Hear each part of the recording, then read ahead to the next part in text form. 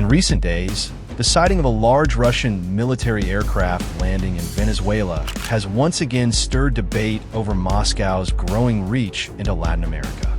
The move, quiet yet symbolic, is being viewed by many as part of Russia's wider attempt to strengthen partnerships far from Europe, particularly in regions long seen as Washington's backyard.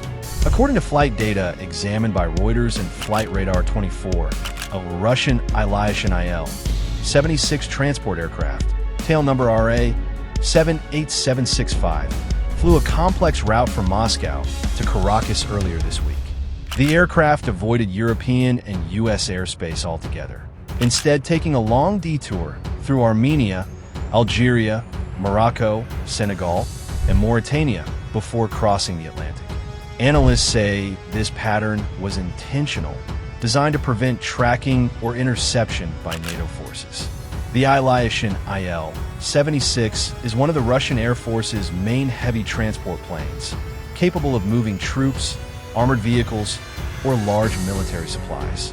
The Guardian quoted aviation experts, suggesting that the aircraft's unusual route and cargo capacity indicate it was likely carrying sensitive equipment rather than humanitarian aid. While Moscow has not revealed details, possible items could include radar components, drone parts, or even maintenance tools for Venezuelan defense systems. Military cooperation between Moscow and Caracas is not new. Over the last 2 decades, Venezuela has become one of Russia's closest defense partners in the Western Hemisphere.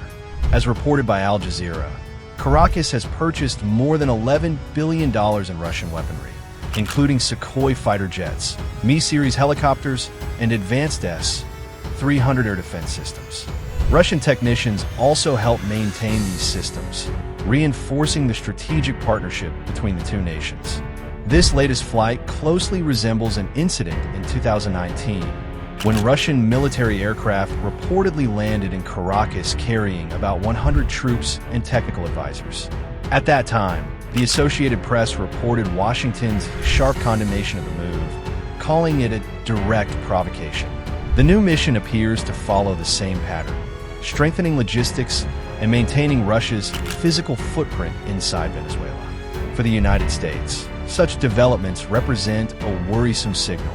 American officials quoted by Foreign Policy argue that Russia's growing activities in Latin America form part of a long-term plan to challenge U.S. influence in the Western Hemisphere.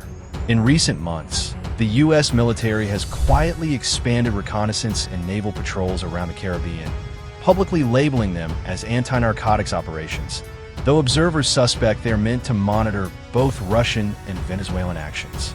Venezuela, however, rejects the accusations. Defense Minister Vladimir Padrino declared that the U.S. is fabricating threats to justify potential intervention, adding that Caracas will defend national sovereignty at any cost. His statements, aired by Telesur and Reuters, have revived the Cold War-like tension that once defined Latin American politics during the 20th century. For Moscow, the mission is more than symbolic. Facing economic isolation and Western sanctions due to the Ukraine conflict, Russia is seeking to demonstrate that it can still extend military and political influence across the globe. Analysts told BBC News that maintaining an active presence in Venezuela serves both as a statement of defiance and as a practical step to secure alliances in regions where Western leverage is weaker. Some defense analysts see this as part of Russia's broader geopolitical adaptation. After restructuring parts of the Wagner network into what is now called the Africa Corps, the Kremlin seems to be linking its military logistics between Africa and Latin America.